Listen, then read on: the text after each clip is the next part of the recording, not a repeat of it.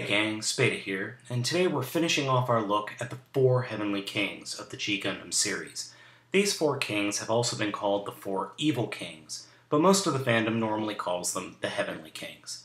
This term is not unique to Gundam, as it has popped up in other pop culture areas as well. What those in the English-speaking world know as the Elite Four from the Pokemon games are actually called the 4 Heavenly Kings in the Asian release of the games. Also, in Mega Man Zero, the 4 Heavenly Kings guard Neo Arcadia. Finally, remember those first 4 generals from the original Sailor Moon series? Yup. Jadeite, Nephlite, Zoisite, and Kunzite were also called the 4 Heavenly Kings. But where did this term come from? The 4 Heavenly Kings comes from Buddhism. They are gods who watch over one of the cardinal directions of our world. Those directions are north, south, east, and west. All 4 gods serve Sakura, the ruler of heaven. They also report to the ruler of the state of virtue and morality in the world of men. They also stand guard to protect the heavens from another attack from the Asuras, or Asuras. These are they're kind of the Sith Lords of Buddhism.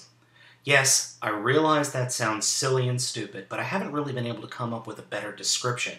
I apologize if I've offended anyone, but from my research, that's the best definition I can come up with.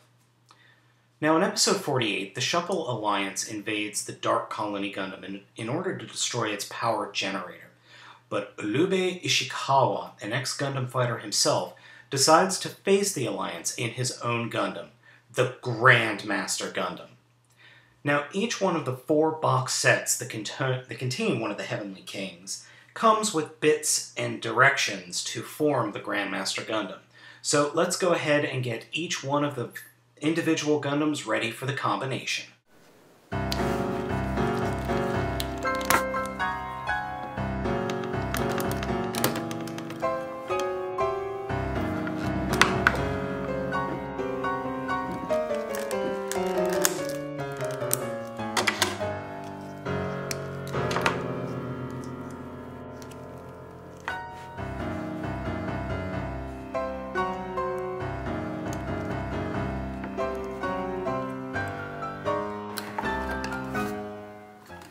Once we've got the Grand Gundam back to his bull-legged form, we have to attach this bit. This is to represent the Devil Gundam cells.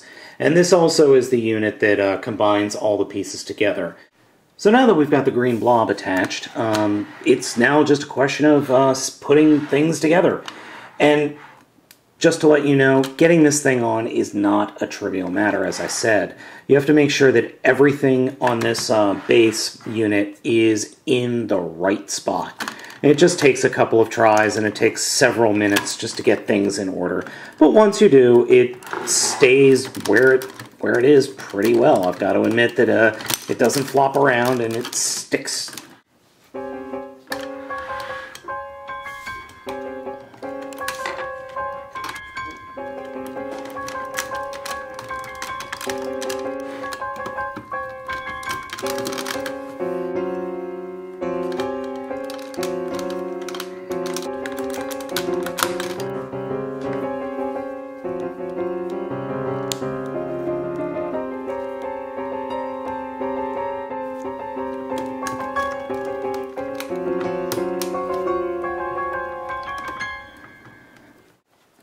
Combined, the Grandmaster Gundam is bananas.